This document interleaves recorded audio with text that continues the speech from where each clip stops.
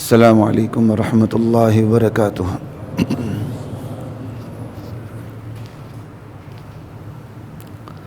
بسم اللہ والحمد للہ والصلاة والسلام علی رسول اللہ، اما بعد فاعوذ باللہ من الشیطان الرجیم، بسم اللہ الرحمن الرحیم۔ ألم تر إلى الذين يزعمون أنهم آمنوا بما أنزل إليك وما أنزل من قبلك يريدون أن يتحاكموا إلى الطاغوت وقد أمروا أن يكفروا به ويريد الشيطان أن يضلهم ضلالا بعيدا۔ سورة النساء ہے اور اس کا دوسرا پاؤ دوسرا ربع ہے اور آیت نمبر 60 بنتی ہے۔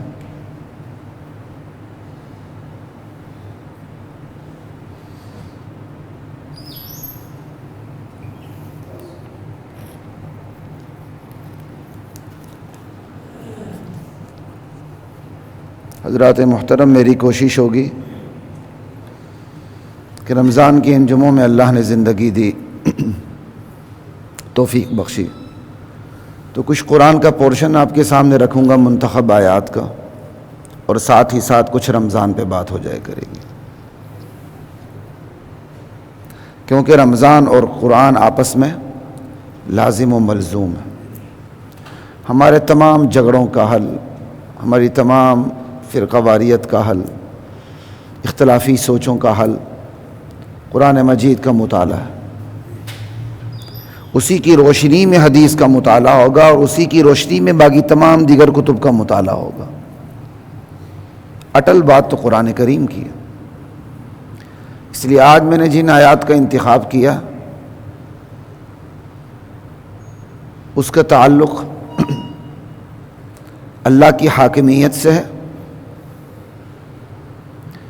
اور رسول اللہ صلی اللہ علیہ وسلم کی مرکزیت سے ہے۔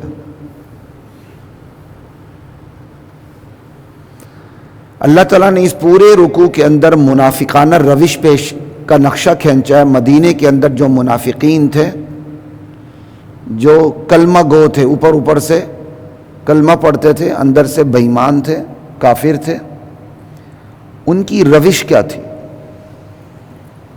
اور ان کی اس روش کو سامنے رکھنے کا مطلب یہی ہے ہماری روش کیا ہے۔ ہم ذہنی سطح پر وہی منافق ہیں؟ کیا ہماری بھی وہی روش ہے؟ ہم اس سے کیا سبق لے سکتے ہیں؟ پھر رمضان کریم میں سبق لینا تو اور بھی آسان ہے۔ اللہ دلوں کو موم کر دیتے ہیں، نیکی کی طرف بندوں کو راغب کر دیتے ہیں، سرکش شیاطین کو اللہ جکڑ لیتے ہیں، بدی کی نفرت اللہ دل میں ڈال دیتے ہیں۔ تو رمضان میں تو ان حقائق کو سمجھنا زیادہ آسان ہو جاتا ہے۔ تو سنتے جائیے۔ الم تر الی الذین یزعمون، میرے نبی کیا آپ نے ان لوگوں کو نہیں دیکھا جو یہ دعویٰ رکھتے ہیں انہم آمنوا بما انزل الیک وما انزل من قبلک، کہ وہ ایمان لا چکے ہیں جو کچھ آپ پہ اترا، آپ پہ اترنے والی وحی پر بھی ایمان رکھتے ہیں وہ، وما انزل من قبلک، اور ان کا دعویٰ ہے کہ آپ سے جو کچھ پہلے اترا، جو کتابیں اتری، جو اللہ کے احکامات اترے، ہم تو اس پر بھی ایمان رکھتے ہیں۔ یہ تو ان کا زبانی اقرار ہے اور اعلان ہے سب کے سامنے۔ حالت کیا ہے ان کی؟ اصل روش کیا ہے؟ ان کے قول و فعل میں تضاد کس طرح سامنے آتا ہے؟ یریدون ان یتحاکموا الی الطاغوت، کہتے ہیں ہم مومن ہیں، ایسے پکے مومن کہ جو کچھ پہلے اترا، جو کچھ آپ پہ اترا، سب پہ ایمان، لیکن وہ اپنے مقدمات کا فیصلہ کروانے کے لیے طاغوت کی عدالتوں میں جانا چاہتے ہیں۔ یہ آپ نے چھوٹی بات سمجھی ہوئی ہے؟ وہ اپنے مقدمات کا فیصلہ کروانے کے لیے طاغوت کی عدالتوں میں جانا چاہتے ہیں. ان یتحاکموا الی الطاغوت وقد امروا ان یکفروا بہ، جبکہ انہیں حکم دیا گیا تھا کہ وہ طاغوت کی عدالتوں کا انکار کریں، طاغوت کا انکار کریں. وَيُرِيدُ الشَّيْطَانُ أَن يُضِلَّهُمْ ضَلَالًا بَعِيدًا، شیطان طاغوت کی عدالتوں میں انہیں پہنچا کے، طاغوتی حکمرانوں کے پاس انہیں پہنچا کے انہیں ہدایت سے بہت دور لے جانا چاہتا ہے. ضَلَالًا بَعِيدًا. اب سوال پیدا ہوتا ہے، طاغوت کا لفظ استعمال ہوا ہے، طاغوت کہتے کس کو ہیں؟ طاغوت اس کے لٹرل میننگ سرکشی کے ہیں، سرکش کو کہتے ہیں، سرکشی کرنے والے کو. عرف عام میں شیطان کو کہتے ہیں. ویسے عمومی طور پر کئی دفعہ بعض مفسرین کہتے ہیں کہ غیر اللہ پر بھی لفظ طاغوت کا بول دیا جاتا ہے مقابلے میں فَمَن يَكْفُرْ بِالطَّاغُوتِ وَيُؤْمِن بِاللَّهِ.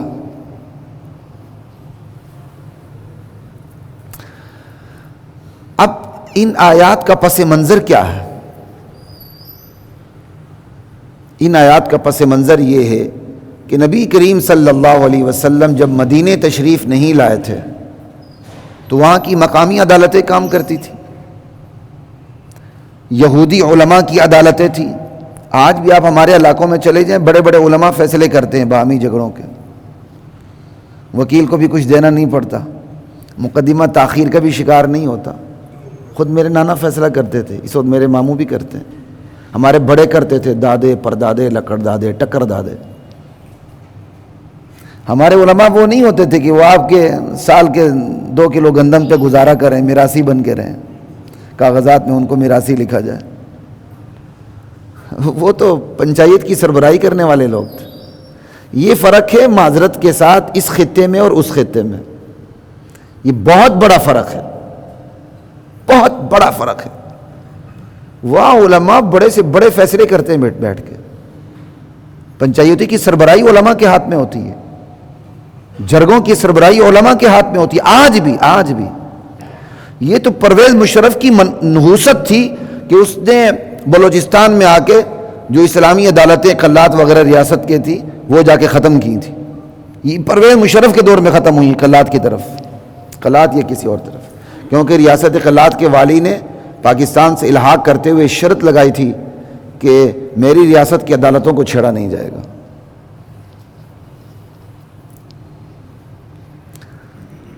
تو جھگڑا ہو گیا، آگے فیصلہ کر لیا. تو یہود جو مدینے میں آباد تھے، باقاعدہ ان کی وہی بادشاہت تو نہیں تھی لیکن ایک معاشرہ تو تھا،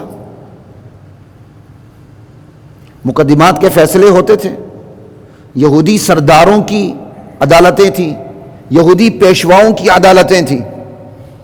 جب نبی کریم صلی اللہ علیہ وسلم مدینے تشریف لائے تو اب اسلامی عدالت قائم ہو گئی نبی علیہ السلام کی سرکردگی میں. بلکہ آپ نے بعض صحابہ کو مقدمات کا فیصلہ کرنے کے لیے بعض صحابہ کو مقرر بھی کیا. بعض مفسرین لکھتے ہیں جس میں حضرت عمر رضی اللہ تعالیٰ عنہ سر فہرست ہیں. جب نبی کریم صلی اللہ علیہ وسلم کی عدالت قائم ہو گئی، کیونکہ مسلمانوں نے فیصلہ تو نبی علیہ السلام سے کروانا ہے، ٹھیک ہے، تو اب دوہری عدالتوں کا نظام آ گیا. ایک طرف یہودی سرداروں کی عدالتیں، یہودی علماء کی عدالتیں، احبار کی عدالتیں، اور دوسری طرف اسلامی عدالت. جو یہودی ہیں یا عیسائی یا جو بھی ہیں، جو مسلمان نہیں ہیں، وہ اپنی مرضی سے جس عدالت میں مرضی چلے جائیں، اسلام کو کوئی اعتراض نہیں. اسلام کو اعتراض تو ان لوگوں پر ہے جو کہتے ہیں ہم کلمہ پڑھ چکے ہیں. یہ عمومی طور پر یہود منافق تھے، وہ یہودی جو زبان سے اسلام قبول کر چکے تھے، اندر سے بے ایمان تھے، کافر تھے. یہ ہے پس منظر. جو زبان سے بظاہر سامنے اسلام قبول کر چکے تھے، لیکن ان کی عملی روش یہ تھی جب ان کے درمیان کوئی جھگڑا آپس میں ہوتا، کوئی مقدمہ، کوئی کسی مقدمے کی نوبت آتی، تو ان کی کوشش یہ ہوتی تھی کہ رسول اللہ کی عدالت میں اس مقدمے کو نہ لے جائیں. ہاں جب فیور ملنی ہوتی ان کو پتا ہے کہ بھائی ہمارا مقدمہ اتنا کلیئر کٹ ہے کہ یہ تو ہمارے ہی حق میں جا رہا ہے اور رسول اللہ ہمارے حق میں کریں گے. رسول اللہ تو رعایت رکھتے نہیں، اور وہ یہود رعایت کے بھی عادی تھے، رشوت کے بھی عادی تھے، دونوں چیزیں تھیں ان میں. جب وہ دیکھتے تھے کہ رسول اللہ کی عدالت میں تو ہمیں فیور ملنی نہیں، وہاں پہنچ جاتے تھے. ہاں کوئی ایسا کلیئر صاف مقدمہ ہوتا ہے جن کو پتہ چلتا ہے یار واقعی ہمارے ساتھ زیادتی ہوئی ہے، رسول اللہ تو ہماری ہی فیور کریں گے، بھلے مسلمان ہمارے ساتھ زیادتی کرے، رسول اللہ نے مسلمان کی فیور نہیں کرنی، ہماری کرنی ہے. وہ پہنچ جاتے تھے حضور کی عدالت میں. لیکن ان کی عمومی روش یہی تھی کہ وہ اپنے مقدمات یہود کی عدالتوں میں لے جانا چاہتے تھے، اور اللہ تعالیٰ نے یہاں یہود کی عدالتوں کو طاغوت کی عدالت کہا ہے. خوش نہ ہو جائیں کہ صرف یہود کی عدالت ہے طاغوت کی عدالت ہے، کیونکہ آگے لفظ استعمال ہو رہا ہے جب انہیں کہا جاتا ہے اللہ اور اس کے رسول کی طرف آؤ، تو اللہ اور اس کے رسول کی طرف اس کے مد مقابل طاغوت کا لفظ استعمال ہوا ہے. بات سمجھ آ گئی؟ طاغوت کا لفظ اللہ اور اس کے رسول کے مقابلے میں استعمال ہوا ہے. یہی لفظ آ گئے وَإِذَا قِيلَ لَهُمْ تَعَالَوْا إِلَى مَا أَنزَلَ اللَّهُ، جب انہیں کہا جاتا ہے آ جاؤ ذرا اللہ کی طرف، اللہ کے حکم کی طرف آؤ، إِلَى مَا أَنزَلَ اللَّهُ، اس حکم کی طرف جاؤ جو اللہ نے نازل کیا، وَإِلَى الرَّسُولِ، رسول کی عدالت میں آؤ تاکہ اللہ کے حکم کے مطابق رسول تمہارا فیصلہ کریں صلی اللہ علیہ وآلہ وسلم. رأیت المنافقین یصدون عنک صدودا، آپ دیکھیں گے کہ منافقین رک جاتے ہیں آپ کے پاس آنے سے، کنی کتراتے ہیں. علل اعلان رک نہیں سکتے، بہانے کرتے ہیں کہ اعلانیہ کیسے رکیں گے، اعلانیہ تو وہ اپنے آپ کو مسلمان کہہ چکے ہیں. جب انہیں دعوت دی جاتی ہے وہ پھر بہانے تعویلات کر کے پوری بھرپور ان کی کوشش ہوتی ہے کہ وہ آپ کی عدالت میں نہ آئے. یہ ہے، اور کہاں جائے؟ طاغوت کی عدالت میں. کہاں نہ جائے؟ الی ما انزل اللہ و الی الرسول. تو طاغوت کا لفظ الی ما انزل اللہ و الی الرسول کے مد مقابل استعمال ہوا ہے. ہر وہ حاکم جو کتاب و سنت کے خلاف فیصلہ کرے وہ طاغوت ہے. ہر وہ عدالت جو کتاب و سنت کے خلاف کلی فیصلے کرے یا جزوی فیصلے کرے وہ طاغوتی عدالت ہے. ہر وہ بندہ جو اپنے مقدمات طاغوت کی عدالت میں لانا چاہے وہ خود طاغوت کا بندہ طاغوتی ہے. ہر وہ سہولت کار جو مقدمات کو خود طاغوت میں لینا چاہے، سہولت دے، وہ بھی طاغوتی بندے ہیں. لا الہ الا اللہ. تو حضرات محترم، ان آیات کی روشنی میں میں اور آپ اپنا جائزہ لیں. ہم کہاں کھڑے ہیں؟ ہمیں جب اسلامی قانون سے فیور ملتی ہے تو کہتے ہیں یار ہم تو مسلمان ہیں، آ جاؤ شریعت کے مطابق فیصلہ کرتے ہیں. آ جائیں شریعت کے مطابق. یہاں تو روٹین ہے نا، سبھی عدالتوں میں جاتے ہیں کیونکہ یہاں علماء فیصلے نہیں کرتے، نہ علماء کے پاس لوگ جاتے ہیں. تو میں تو اس ممبر کی وساطت سے یہاں کے علماء کو بھی یہی کہوں گا، یار اپنے ہاں صرف دارالفتاء نہ رکھیں، دارالقضاء بھی رکھیں. اور میرے خیال قانون میں یہ گنجائش موجود ہے، مجھے اس کی تفصیلات کا پتہ نہیں. باہمی رضامندی سے فیصلے ہو جاتے ہیں پنچایتوں میں،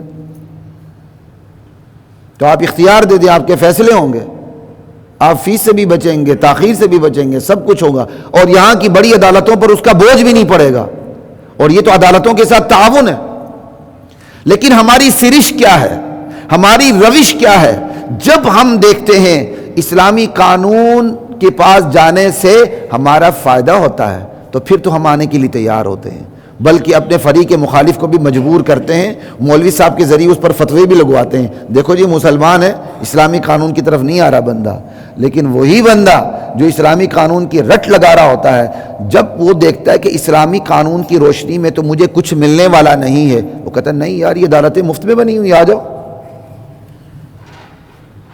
یہاں تو خیر ہر قانون میں آپ عدالت میں جاتے ہیں نا، ہمارے علاقوں میں یہ روش زیادہ دیکھنے میں آتی ہے کیونکہ وہاں بھی تو یہ سرکار کی عدالتیں کام کرتی ہیں، تو عموماً وہاں روش علماء کے پاس جانے کی بہت ہے. لیکن وہاں یہ روش لوگوں کی بہت کھل کے سامنے آ جاتی ہے کہ جب ایک بندہ دیکھتا ہے کہ مجھے اسلام سے تو فیور نہیں ملنی، لیکن اسے ایک امید بن جاتی ہے میں سرکار کی عدالت میں جاؤں تو مجھے فیور ملے گی، وہ کھینچ تان کے مقدمے کو سرکار کی عدالت میں لے جاتا، کیونکہ وہاں یہ روش کھل کے سامنے آ جاتی ہے۔ وجہ یہ کہ وہاں کے علماء فیصلے کرتے ہیں، یہاں چونکہ فیصلے نہیں تو یہ روش کھل کے سامنے نہیں آتی۔ تو بات یہ ہو رہی تھی طاغوت کی عدالتوں پر۔ اللہ نے طاغوت کسے کہا؟ جو کتاب و سنت کے خلاف فیصلے کرے اس عدالت کو طاغوت کہا، جو کتاب و سنت کے خلاف فیصلے کرے اس حاکم کو طاغوت کہا۔ اللہ کو کتنا بیر ہے، اللہ کو کتنی دشمنی ہے اپنے مد مقابل قانون سے۔ ایک خدا ساختہ قانون ہے جو خود ساختہ قانون کو برداشت ہی نہیں کرتا۔ ہاں، جو انسانی قوانین خدائی قوانین کے مطابق ہوں تو وہ خدائی قوانین ہی شمار ہوتے ہیں کہ اللہ تعالیٰ نے یہ بصیرت دے رکھی ہے، لیکن ایسا فیصلہ جو کتاب و سنت کے احکام کی دھجیاں اڑائے، یہ ریاست برداشت نہیں کرتی۔ اللہ کیسے برداشت کرے؟ ریاست اپنی ریٹ کو چیلنج نہیں ہونے دیتی کہ میری ریٹ چیلنج ہو رہی ہے، میری توہین ہو رہی ہے۔ اللہ کی عدالت اپنی توہین برداشت کرے، اللہ اپنے ریٹ کو چیلنج ہونے دے۔ یہ ہے اس پورے رکوع کے اندر جو اس کا مغز ہے۔ تو اس لیے ہماری روش یہ ہونی چاہیے، ہمارے ملک کے الحمدللہ بہت قوانین کی بہت بڑی تعداد اسلامی ہے، کوئی شک نہیں، لیکن بدقسمتی یہ ہے کہ قوانین کی ایسی تعداد بھی ہے جو اسلامی نہیں ہے۔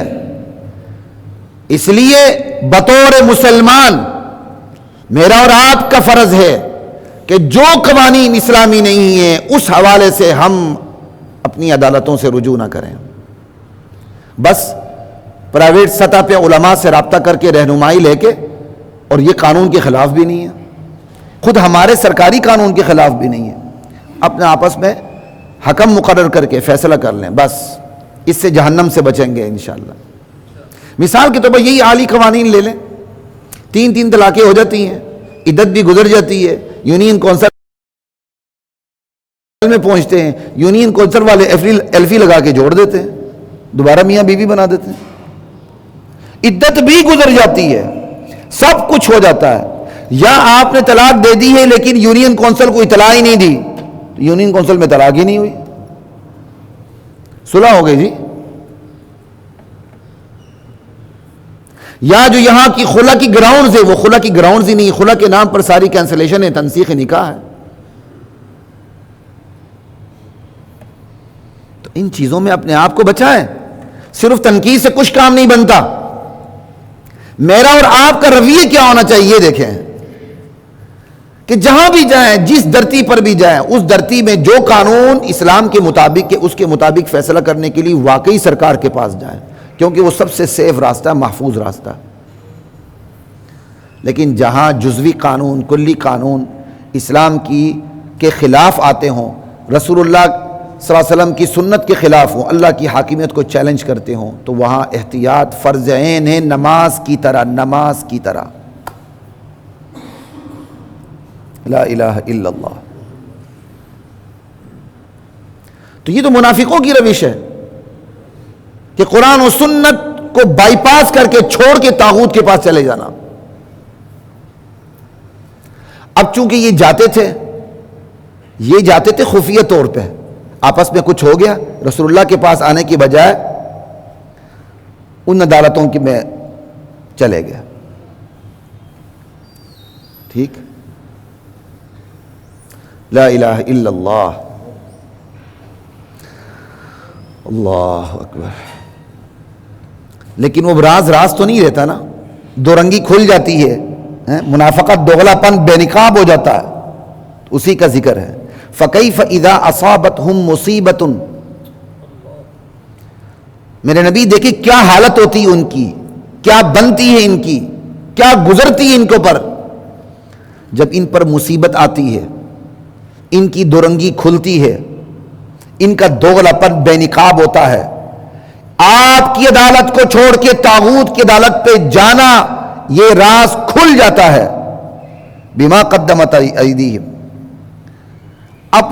بما قدمت ایدیہم، اپنے ہاتھوں کی لائی ہوئی کمائی کی وجہ سے ان پر مصیبت آتی ہے. اپنے ہاتھوں کی کمائی کیا؟ آپ کی عدالت کو چھوڑ کے طاغوت کی عدالت میں چلے گئے. اور مصیبت کیا آئی؟ جب طاغوت کی عدالت میں چلے گئے، راز کھل گیا، دورنگی کھل گئی، دوغلا پن کھل گیا، باز پرس شروع ہو گئی، معاشرے میں ذلیل و رسوا اور خار ہو کے رہ گئے. یہ دیکھو جی اسلام لانے والے جا کے فیصلے کے لیے یہود کی عدالتوں میں جا رہے ہیں، طاغوت کی عدالتوں میں جا رہے ہیں. اب پھر وہ دوڑتے آتے، کیوں؟ معاشرے میں ہر ایک کی اپنی ایک حیثیت عرفی تو ہوتی ہے نا. ثم جاؤک یحلفون باللہ، اب پھر دوڑ لگا کے آتے ہیں اللہ کی قسم کھاتے ہوئے آپ کے پاس. ان اردنا الا احسانا و توفیقا، یا رسول اللہ ہم وہاں گئے فیصلہ کروانے نہیں گئے، ہم تو فیصلہ کروانے گئے ہی نہیں ہیں، ہم آپ کی عدالت سے ان کی عدالت کو برتر سمجھتے ہی نہیں ہیں، ہم تو احسان کے لیے گئے، توفیق کے لیے گئے. آپ نے دیکھا ہوگا، میں خطبے میں بھی پڑھتا ہوں، سنا ہوگا، عدل اور احسان خدا تعالیٰ نے الگ الگ استعمال کی ہیں. ان اللہ یأمر بالعدل والاحسان، اللہ عدل کا حکم دیتا ہے، احسان کا حکم دیتا ہے. عدل سے پہلے بندے کو احسان پہ عمل کرنا چاہیے. اگر مقدمات کی نوعیت کو دیکھا جائے، بجائے یہ کہ دونوں فریق عدالتوں میں خار ہوں، حیثیت عرفی بھی برباد ہو، وہ ہم فیصلہ کر لیں، نپٹا لیں اونچ نیچ کر کے، حقوق میں کمی بیشی کر کے، بس نہ ہو سکے پھر عدالت ہے. تو انہوں نے یہی کہا، یہود پڑھے لکھے تھے نا، کہ یا رسول اللہ ہم تو فیصلہ کروانے گئے ہی نہیں، ہم نے کہا ہم آپ کے پاس آئیں گے، آپ تو قانون کے مطابق فیصلہ کریں گے، وہاں تو رعایت کی کوئی گنجائش ہی نہیں ہوگی. ہم تو ان کے پاس اس لیے گئے فیصلہ کروانے نہیں، باہم کمی بیشی ہو جائے آپس میں، یہ بغیر کسی فیصلے کے اپنے حقوق کی کمی بیشی پہ راضی ہو جائیں. جیسے میاں بیوی اپنے حقوق کی کمی بیشی پہ راضی ہو جاتے ہیں، نان و نفقے میں کمی، مہر میں کمی. اسی طرح ایک سے زائد بیویاں ہیں، ٹھیک ہے، تو ایک بیوی اپنی باری دوسری بیوی کو دے سکتی ہے، یہ حقوق کی کمی بیشی ہو جاتی ہے باہمی رضامندی سے بعض مقامات پر. تو یہ یہاں احسان کا لفظ انہوں نے استعمال کیا. یا اللہ، یا رسول اللہ ہم عدل کے لیے نہیں گئے، ہم تو احسان کے لیے گئے ہیں، وہ توفیقہ، موافقت اور ملاپ اور مصالحت کے لیے گئے ہیں، کہ یہاں چلیں کوئی رعایت مل جائے گی، اگر کسی نے زیادتی بھی کی ہے تو رعایت مل جائے گی، حقوق کی کمی بیشی پہ آپس میں راضی ہو جائیں گے، آپ کے پاس آنے کی نوبت نہیں آئے گی، آپ کے ہاں تو رعایت نہیں ہے. ہم کوئی فیصلہ کروانے نہیں گئے، بلکہ حقوق کی کمی بیشی میں جو جیسے باہمی معاملات آپس میں حل ہوتے ہیں اس طرح گئے ہیں. تو اللہ اس کے کیا جواب دیتے ہیں؟ اولئک الذین یعلم اللہ ما فی قلوبہم، یہ وہ لوگ ہیں ان کے دلوں میں جو کفر چھپا ہوا ہے، جو منافقت چھپی ہوئی ہے، اور آپ کی عدالت کو چھوڑ کے طاغوت کی عدالتوں میں راضی ہونے کا جو روش جو ان کے اندر چھپی ہوئی ہے، اللہ خوب جانتا ہے. یہ تو تعویلیں کر رہے ہیں، اور تعویل کب کر رہے ہیں؟ پکڑے جانے کے بعد. تو اب ان کے ساتھ کیا کیا جائے؟ یہ حالات کو دیکھا جاتا ہے. یہی ایک بہترین ریاست فیصلہ کرتی ہے کہ موقع پر کون سی حکمت عملی اختیار کی جائے. کبھی ریاست سختی کرتی ہے، کبھی ڈھیل دیتی ہے. ابھی اسلام کو غلبہ نہیں تھا، ابھی تو مسلمان آئے ہوئے تھے، پورا غلبہ نہیں تھا، یہود کی طاقت کمر ٹوٹی بھی نہیں تھی. تو اللہ تعالیٰ اپنے نبی کو یہ حکم دے رہے ہیں، مصلحت کا تقاضا یہ ہے، ابھی ان سے چشم پوشی برتے ہیں، فَأَعْرِضْ عَنْهُمْ، تغافل برتے ہیں. لیکن یہ مصلحت بعد میں جب یہود کی کمر ٹوٹی، ان کی قوت ختم ہوئی، کمزور ہوئی، اسلام کو غلبہ ملا، تو اسلام نے اپنی یہ مصلحت ختم کر دی، منافقوں کا براہ راست احتساب شروع کر دیا. یہ ہوتی ہے حکمت عملی داناؤں کی.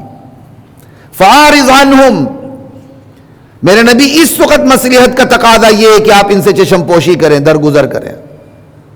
وَعِظْهُمْ، نصیحت سے کام لیں. واعظ کہتے ہیں وہ نصیحت جس کے اندر زجر و تنبیہ بھی ہو، ڈانٹ ڈپٹ بھی ہو.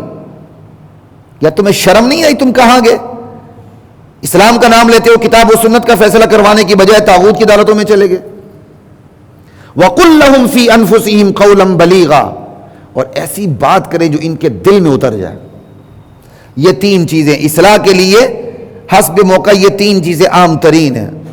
بسا اوقات آپ کو درگزر سے کام لینا پڑتا ہے، پھر ساتھ واز تنبیہ کرنی پڑتی، تھوڑی بہت ڈانٹ ڈپٹ، پورا مواخذہ نہیں کرنا، اور پھر وہ بات کی جائے جو دل میں اتر جائے۔ ارے کیا کر رہے ہو، کل تم نے اللہ کے سامنے حساب دینا، یہاں بچ بھی گئے تو کیا بچ گئے، وہاں تو تم نے بچنا ہی نہیں ہے۔ کوئی سمجھ آئی؟ اب دیکھیں آگے اللہ تعالیٰ رسول کی حیثیت کو واضح کر رہے ہیں۔ اللہ کو اپنے رسول پہ، اپنے حاکمیت پہ کتنی غیرت آ رہی ہے۔ لوگوں کان کھول کے سنو، وَمَا أَرْسَلْنَا مِن رَّسُولٍ إِلَّا لِيُطَاعَ بِإِذْنِ اللَّهِ، ہم رسول بھیجتے اس لیے ہیں کہ اس کی اطاعت کی جائے۔ رسول صرف عقیدتوں کا مرکز نہیں ہوا کرتا، رسول اطاعتوں کا مرکز ہوا کرتا ہے۔ عقیدت اطاعت کے روپ میں آئے وہ عقیدت قبول ہے، وہ عقیدت جو اطاعت کے روپ میں نہ آئے اللہ کی درگاہ میں، بارگاہ میں، وہ عقیدت مردود ہو جاتی ہے۔ رسول اس لیے نہیں صرف آپ بس زبان سے مان لیں، الفاظ کے گلدستے پیش کریں اور اطاعت تمام تر قانون طاغوتی قوانین کی کریں۔ حضرات محترم، ایک ایک لفظ پہ توجہ دینے کی ضرورت ہے۔ ہم کہاں کھڑے ہیں؟ بس یہ صرف مزے سے یہودیوں کی کہانی نہ سنیں، یہود میں منافق تھے، وہ رسول اللہ کی عدالت میں نہیں آتے تھے، طاغوت کی عدالت میں جاتے تھے۔ بس ایک ایک لفظ کو سنتے ہوئے اپنے قول و فعل پر تھوڑا سا نگاہ ڈالیں۔ ہم کیا کرتے ہیں؟ بس ہم قدم قدم پہ اللہ اور رسول کے احکامات کی دھجیاں اڑاتے ہیں کہ نہیں؟ خود طاغوت بنتے ہیں کہ نہیں؟ ہماری پنچایتوں میں کیسے فیصلے ہوتے ہیں؟ رسوم و رواج کے مطابق۔ یہ کاروکاری وغیرہ پنچایتوں میں ہی ہوتے ہیں نا، اور کیا ہوتے ہیں؟ وہ پنچایت جو قرآن و سنت کے خلاف فیصلہ دے وہ طاغوت کی پنچایت ہے۔ وہ رسوم و رواج جو قرآن و سنت کے احکامات کی دھجیاں بکھیرے وہ طاغوتی رسوم و رواج، ان کی کوئی حیثیت نہیں۔ ہر رسوم و رواج، ہر کسٹم دلیل نہیں ہوا کرتا، نہ یہ کوئی اسلام کے اندر سورس آف لا ہے۔ رسوم و رواج کو قرآن و سنت کے قوانین کے سامنے سرنڈر ہونا پڑتا ہے، وہی رسوم و رواج قابل قبول ہوتا ہے جو قرآن و سنت کے مطابق ہو۔ لا الہ الا اللہ۔ ہم جرگے کرتے ہیں، ہم پنچایتوں میں جاتے ہیں، یا دو تین آدمی ایک کو حکم بنا کے آپس میں فیصلہ کرتے ہیں، اگلا دیکھتا ہے یار یہ میرا یار ہے، ادھر فیصلہ کر لو۔ یہ چھوٹے سے چھوٹے فیصلے پر بھی بات صادق آتی ہے، یہ بڑے سے بڑے فیصلے پر بھی صادق آتی ہے۔ دو آدمیوں کا جھگڑا ہو گیا، دونوں اپنے تیسرے کامن دوست کے پاس چلے جاتے ہیں، یار تو ہی ہمارا فیصلہ کر لے۔ وہ بھی ڈنڈی مارتا ہے تو اللہ ذوالجلال کی قسم، اللہ کی نگاہ میں وہ بھی طاغوت ہے۔ آپ نے آسان سمجھا؟ اور اسی طرح بڑی سے بڑی عدالت میں چلے جائیں، اگر وہ بھی ڈنڈی مارے تو وہ عدالت بھی اللہ اور اس کے رسول کی نظروں میں طاغوت ہے۔ اللہ صاف اعلان کرتے ہیں، میں نبی کو اس لیے نہیں بھیجتا کہ بس وہ اس کو عقیدتوں کا تم مرکز بنا لو، ہم نبی بھیجتے اس لیے کہ تم اس کو اپنی اطاعت کا مرکز بنا لو۔ اپنی پوری زندگی میں، جائے نماز سے لے کر جائے اقتدار تک، اپنی ایک ایک حرکت میں، ایک ایک عمل میں، ایک ایک روش میں نبی کی زندگی کو اطاعت کا مرکز بنا لو۔ ہم نبی بھیجتے اس لیے ہیں۔ نبی صرف مسلح نہیں ہوتا، نبی صرف واعظ و نصیحت سے کام نہیں لیتا کہ آپ نے واعظ و نصیحت سن لی اور پیٹ پھیر کے چلے گئے، مرضی عمل کیا نہیں کیا۔ نبی سب سے بڑا چیف جسٹس ہوتا ہے، نبی سب سے بڑا عادل ہوتا ہے، نبی سب سے بڑا حکمران ہوتا ہے۔ اس کے ایک حکم کی خلاف ورزی سیدھے بندے کو جہنم رسید کر دیتی ہے۔ بس اس پر دیکھیں، غور کریں ہم کہاں کھڑے ہیں۔ رسول اللہ کے فیصلے، ابھی تو کتابیں بھی ماشاءاللہ بڑی آ چکی ہیں، ایسی کتابوں کا مطالعہ کیا کریں کہ رسول اللہ نے بطور قاضی جو فیصلے دیے ہیں۔ لا الہ الا اللہ۔ اللہ کو کتنی غیرت آ رہی ہے۔ اللہ کہتے ہیں ہم رسول بھیجتے ہیں، صرف اس لیے بھیجتے ہیں کہ وہ اطاعت کا مرکز ٹھہرے۔ اور آج ہماری منافقانہ روش یہ ہے، ہم نے اپنے رسول کو عقیدتوں کا مرکز بنا لیا۔ بس عقیدت کا مرکز ہوگا رسول، کوئی شک نہیں، لیکن صرف عقیدت کا مرکز اور اطاعت کا مرکز نہ ہو، یہ وہ منافقانہ روش ہے جو یہودی منافقین کی تھی، جو کلمہ گو تھے اور اسلام زبان سے اسلام کا نعرہ لگاتے تھے۔ وہی روش جس پر قرآن نے تنقید کی ہے، نشتر چلائے، وہ ہماری روش ہے۔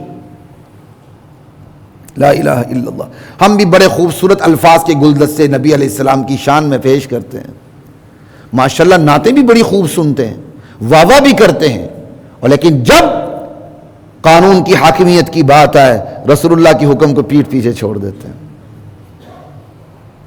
کہا الا لیطاع باذن اللہ، رسول ہوتا مطاع ہے لیکن حقیقی مطاع نہیں، حقیقی مطاع اللہ ہے، اس لیے باذن اللہ کا لفظ لایا۔ رسول مطاع ہوتا ہے، اس کی اطاعت کی جاتی ہے، لیکن اللہ کی اجازت سے کی جاتی ہے۔ چونکہ رسول معصوم ہوتا ہے، اللہ کی براہ راست اطاعت تو ہم سامنے نہیں کر سکتے کہ اللہ ہمارے سامنے اپنے وجود کے ساتھ حاضر ہو، نعوذ باللہ۔ اللہ اپنی اطاعت کے لیے نبی کو بھیجتے ہیں، کہا بس ان کی مان کے چلو، ان کا ماننا میرا ماننا ہے، تو نبی براہ راست اللہ کا نائب اور خلیفہ ہوا کرتا ہے۔ اسی لیے کہا من یطع الرسول فقد اطاع اللہ، جس نے رسول کی اطاعت کی اس نے اللہ کی اطاعت کی۔ چونکہ اللہ نے اپنی اطاعت رسول کے ذریعے کروانی ہوتی ہے تو اللہ رسول کو فطرتاً معصوم رکھتے ہیں، اور اس کی فطرتی معصومیت کی تا زندگی نگہبانی اور نگرانی کرتے رہتے ہیں۔ نبی فطرتاً بھی معصوم، اور فطرتاً معصومیت کے علاوہ براہ راست نبی کے ہر فیصلے کی، ہر عمل کی اوپر سے نگہبانی اور نگرانی ہو رہی ہوتی ہے، تاکہ کوئی اس کے اندر کمی بیشی نہ ہو، براہ راست اللہ کی اطاعت ہو رہی ہو، اور اللہ جہاں چاہے کمی بیشی کروانا تو کر دیں، اور اللہ نے کر دی کئی دفعہ، یہ تفصیل کا موقع نہیں۔ جیسے اللہ کے نبی نے کہا میں شہد نہیں پیوں گا، اللہ تعالیٰ نے کہا نہیں، قسم توڑ دیں، کفارہ ادا کریں، شہد پیئیں۔ لا الہ الا اللہ۔ غزوہ تبوک کے موقع پر بعض منافقین نے کہا کہ رسول اللہ سے اجازت لیتے ہیں، بہانے کرتے ہیں، ہم جہاد بھی نہیں جا سکتے، ہماری گھریلو مجبوریاں، رسول مان لیں گے تو بہت اچھی بات، ہمارا پردہ رہے گا، نہیں تو ہم پھر بھی نہیں جائیں گے۔ اللہ کے رسول نرم دل تھے، جا کے کہا تو تفتیش کیے بغیر آپ نے کہا ٹھیک ہے، آپ نے ان کا عذر قبول کر لی، اللہ نے پکڑ لیا، عفا اللہ عنک، میرے نبی اللہ نے آپ کو معاف کر دیا، لیکن لما اذنت لہم، آپ نے اجازت کیوں دی؟ آپ ذرا پکڑ لیتے تو پتہ چل جاتا، ان کی منافقت آپ کے سامنے بے پردہ ہو جاتی۔ تو رسول معصوم ہوتا ہے، اس کی معصومیت کی نگرانی بھی اوپر سے ہو رہی ہوتی ہے۔ لا الہ الا اللہ واللہ اکبر۔ تو حقیقی مطاع اللہ ہے، اللہ کی اجازت سے پھر مطاع جس کی اطاعت کی جاتی ہے وہ رسول ہوتا ہے۔ وَلَوْ أَنَّهُمْ إِذْ ظَلَمُوا أَنفُسَهُمْ جَاءُوكَ فَاسْتَغْفَرُوا اللَّهَ وَاسْتَغْفَرَ لَهُمُ الرَّسُولُ لَوَجَدُوا اللَّهَ تَوَّابًا رَحِيمًا۔ یہ بیکار کی تعویلات کرنے کی بجائے، یہ اپنی ذلت اور رسوائی کو چھپانے کی بجائے، یہ قسمیں کھانے کی بجائے، ہم فیصلے کے لیے نہیں گئے تھے، ہم تو بس آپس میں کوئی ملاپ اور مصالحت کروانا چاہتے تھے، باقاعدہ ہم عدل کے لیے نہیں گئے تھے، ہم تو احسان کے لیے گئے تھے۔ یہ کرنے کی بجائے جب انہوں نے اپنے جانوں پر طاغوتی عدالتوں میں جا کے ظلم کیا تھا، ان کی روش یہ ہونی چاہیے تھی، یہ آپ کے پاس آتے، چونکہ یہ آپ کی عدالت کو چھوڑ کے گئے تھے تو یہ آپ کی بھی توہین تھی، تو یہ آپ کے پاس آتے، فاستغفر اللہ، اللہ سے بخشش طلب کرتے، واستغفر لہم الرسول، رسول بھی سفارش کرتے اللہ سے، یا اللہ ان کی بخشش کر دے، ان کا یہ گناہ معاف کر دے، لوجد اللہ توابا رحیما، اللہ کو یہ تواب اور رحیم پاتے، اللہ ان کی توبہ قبول کرتا، ان پر ترس کھاتا۔ لیکن انہوں نے یہ کام نہیں کیا، رسول کے پاس نہیں آیا، معافی نہیں مانگی، بلکہ تعویلات کی، آئے نہیں، تعویلات کی کہ نہیں ہم تو فیصلہ کروانے کے لیے گئے ہی نہیں تھے، قسمیں کھانے لگ گئے اللہ کے رسول کے پاس اور مسلمانوں کے پاس، ہم تو فیصلہ کروانے گئے ہی نہیں تھے۔ ان کو چاہیے تھا اپنی غلطی مانتے، اللہ کے رسول سے کے پاس آتے، اللہ سے بخشش طلب کرتے، اللہ کے رسول ان کے لیے معافی مانگتے اللہ سے۔ یہ ہے زندگی کا واقعہ۔ اب اس پورے کا خلاصہ اللہ خود نکال رہے ہیں، ہمارے بعض اردو مفسرین اس کے عجیب عجیب خلاصے نکالتے ہیں، بڑی حیرت ہوتی ہے، لیکن میں اس پہ نہیں جاؤں گا، اب رائے صاحب کی وجہ سے دیر ہوگی، میں اس پہ بات نہیں کروں گا، لیکن جو اللہ نے خلاصہ نکالا ہے بس وہ بیان کر دیتا ہوں کہ اللہ نے اس پورے جو ایک آپ نے سن لیا کہ منافقین کا جو راز فاش ہوا، اللہ کے رسول کی عدالت میں آنے کی بجائے طاغوت کی عدالت میں گئے، تو اب اس پورے قضیے کا خلاصہ اور سبق کیا نکلتا ہے؟ بس وہ خود ہی اللہ آگے بتا رہے ہیں، فَلَا وَرَبِّكَ لَا يُؤْمِنُونَ، میرے نبی آپ کے پروردگار کی قسم، یہ اس وقت تک مومن نہیں ہو سکتے۔ اس میں پیار کا پتہ چل رہا ہے، اس اسلوب میں کتنا پیار ہے۔ میرے نبی آپ کے پروردگار کی قسم، یہ مومن نہیں ہو سکتے جب تک کہ حتی یحکموک فیما شجر بینہم، جب تک کہ یہ اپنے باہمی مقدمات میں، باہمی جھگڑوں میں، باہمی معاملات میں آپ کو فیصلہ کن اتھارٹی تسلیم نہ کریں۔ اللہ اکبر۔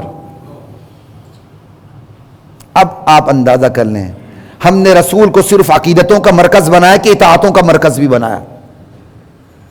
عقیدتوں کو مرکز بنایا، اللہ ہمیں اس سے آگے کا سفر شروع کرنے کی توفیق دے کہ ہم اپنے نبی کو اطاعت کا مرکز بھی بنا لیں۔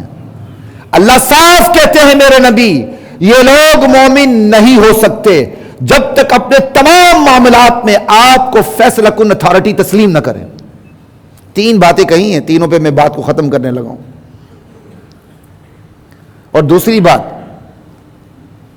ثم لا يجدوا في انفسهم حرجا حتى يحكموك فيما شجر بينهم ثم لا يجدوا في انفسهم حرجا مما قضيت، پھر آپ کی جو فیصلہ کن شخصیت اتھارٹی ہے آپ کی، آپ اپنی اتھارٹی کو سامنے رکھتے جو فیصلہ کر لیں اللہ کے حکم کے مطابق، تو اس حکم پر یہ تنگی بھی محسوس نہ کریں۔ دوسری بات، صرف تنگی محسوس نہ کریں، وَيُسَلِّمُوا تَسْلِيمًا، مکمل طور پہ سر تسلیم خم ہو کے سرنڈر ہو جائیں۔ جب تک یہ تین چیزیں ان کے اندر پیدا نہیں ہوتی یہ مومن نہیں ہے۔ بس آپ اب دیکھیں رسول اللہ کے فیصلے سے کیا ہم تنگی محسوس کرتے ہیں؟ کیا ہم رسول اللہ کے فیصلوں کے سامنے سرنڈر ہوتے ہیں؟ کیا ہم رسول اللہ کو فیصلہ کن اتھارٹی سمجھتے ہیں؟ رسول اللہ کی فیصلہ کن اتھارٹی تو آج بھی ہے نا، تا قیامت ہے۔ آپ کے فیصلے، آپ کے احکام، آپ کے اوپر اترنے والی کتاب، سب کچھ موجود ہے، وہی تو اتھارٹی ہے۔ اور اسی کے مطابق اللہ کہہ رہے ہیں کہ یہ مومن نہیں ہو سکتے جب تک آپ کو فیصلہ کن اتھارٹی تسلیم نہ کرے، آپ جو فیصلہ کرے اس پہ یہ تنگی بھی محسوس نہ کرے، اور صرف تنگی محسوس نہ کرے نہیں، بالکل سرنڈر ہو جائے۔ بندہ کسی کے سامنے ایک فوج دوسری فوج کے سامنے سرنڈر ہوتی ہے نا تو کس طرح گر جاتی ہے۔ اللہ ایسے ہی چاہتے ہیں تم رسول کے فیصلے کے سامنے اس طرح گر جاؤ، بس سرنڈر ہو جاؤ، تمہاری کوئی مرضی نہ چلے۔ جب تک یہ کیفیت نہیں ہوتی تم مومن نہیں ہو۔ لا الہ الا اللہ من یطع الرسول ومن یطع اللہ والرسول فاولئک مع الذین انعم اللہ علیہم من النبیین والصدیقین والشہداء والصالحین۔ جو اللہ اور اس کے رسول کی اطاعت کرتا ہے، یہ بھی تو امتحان ہے نا، تو پھر وہ اس کی رفاقت، اس کا حشر کس کے ساتھ ہوگا؟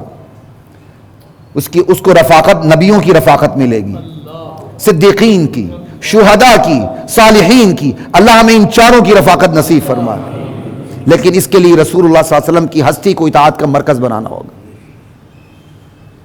انسان کی بڑی کمزوری ہے، وہ خدا کی وجود کو تو تسلیم کر لیتا ہے، کیوں؟ خدا کا وجود انسان سے ایک الگ وجود ہے، لیکن وہ خدا کے داعی رسول کو ماننے کے لیے تیار نہیں ہوتا۔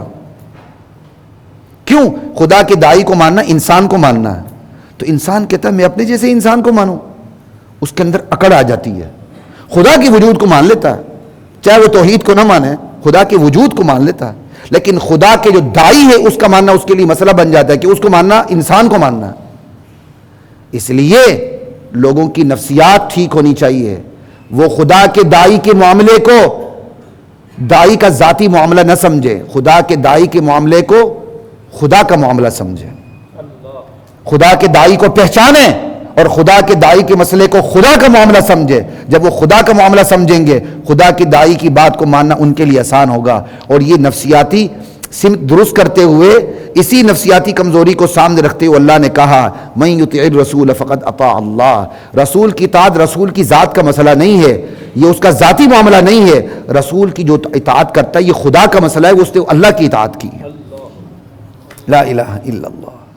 اللہ کی ذات مجھے آپ کو ہم سب کو اپنی منافقانہ روش ختم کر کے رسول اللہ کی شخصیت کو عقیدتوں سے آگے بڑھتے ہوئے اطاعتوں کا مرکز بنانے کی توفیق عطا فرمائے۔ وآخر دعوانا